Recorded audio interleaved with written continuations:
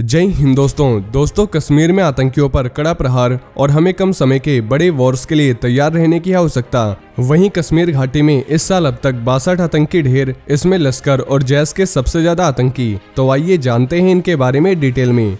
दोस्तों, पुलवामा में आतंकियों के साथ हुई मुठभेड़ में सुरक्षा बलों ने बड़ी सफलता हासिल की है। मुठभेड़ में 2 आतंकियों के मारे जाने की कंफर्मेशन हुई है। कश्मीर के आईजी विजय कुमार ने बताया कि पिछले महीने मार्च और अप्रैल के दौरान बाहरी मजदूरों पर हुए हमले में ये दोनों आतंकी शामिल थे और दोनों लोकल आतंकी थे।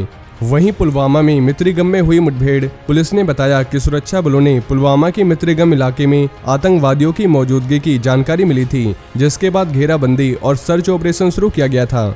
उन्होंने बताया कि आतंकवादियों ने तभी सुरक्षा बलों पर गोलियां चलानी शुरू कर दी और सुरक्षा बलों ने भी जवाबी कार्रवाई की, जिसमें 2 आतंकी मारे गए।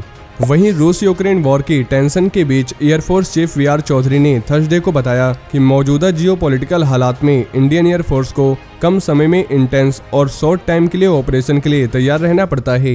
एयर चीफ मार्शल चौधरी ने एक सम्मेलन में बताया कि फोर्स को शॉर्ट टाइम के वॉर्स और पूर्वी लद्दाख जैसे लंबे समय तक चलने वाले गतिरोध से निपटने के लिए तैयार रहने की आवश्यकता होगी।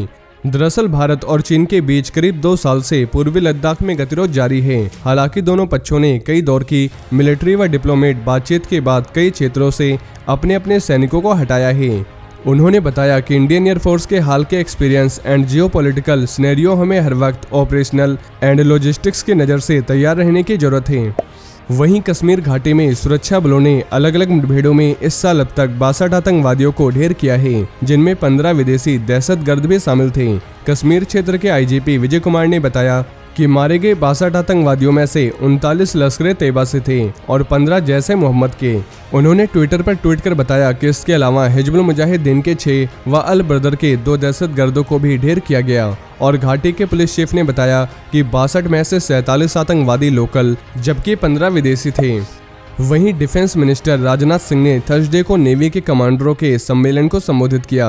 यहां उन्होंने कहा कि रूस और यूक्रेन के बीच संघर्ष ने एक बार फिर इस बात पर रोशनी डाली है कि बाहरी निर्भरता के बिना आत्मनिर्भर होना अनिवार्य रूप से जरूरी है। सिंह ने बताया कि इंडियन नेवी आत्मनिर्भर भारत अभियान में अग्रिम मोर्चे पर रही है और इसे इसका नेतृत्व करना जारी रखना चाहिए।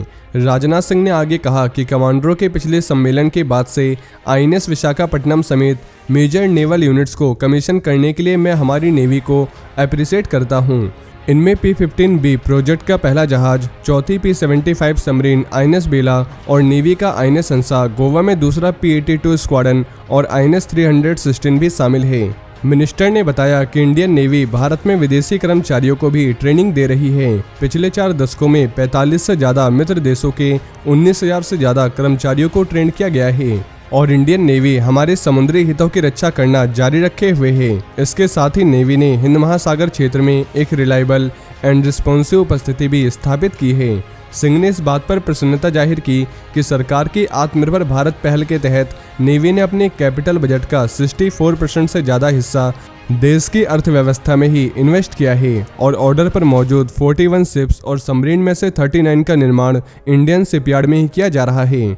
वहीं प्रधानमंत्री मोदी के जम्मू कश्मीर दौरे पर आपत्ति जताने वाले पाकिस्तान को भारत ने करारा जवाब दिया है। विदेश मंत्रालय ने कहा कि पाकिस्तान को प्रधानमंत्री मोदी के जम्मू कश्मीर दौरे पर कमेंट करने का कोई अधिकार नहीं है।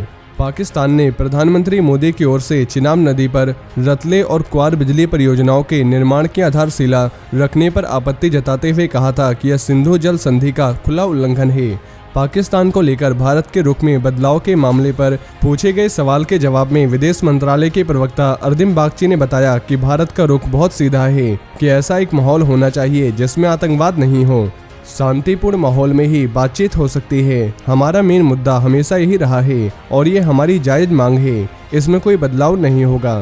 दोस्तों, बता दें कि पीएम मोदी रविवार को जम्मू कश्मीर का दौरे पर थे। उन्होंने इस यात्रा के दौरान रतले और क्वार हाइड्रो इलेक्ट्रिक प्रोजेक्ट्स की आधारशिला रखी थी। तो दोस्तों, ये थे आज के कुछ बड़े डिफेंस अपडेट। इसके अलावा अगर आप भारतीय सेना से जुड़ी ऐसी और भी जानकारी जानना चाहते हैं तो आपको हमारे दूसरे चैनल डिफेंस एनालिसिस पे मिल जाएगी, जिसके लिंक आपको नीचे डिस्क्रिप्शन में मिल जाएगी। और ये जानकारी अगर आपको पसंद आई हो तो वीडियो को ज़्यादा से ज़्यादा शेयर करें और चैनल को सब्सक्राइब करना न भूलें। जय हिंद, जय भारत।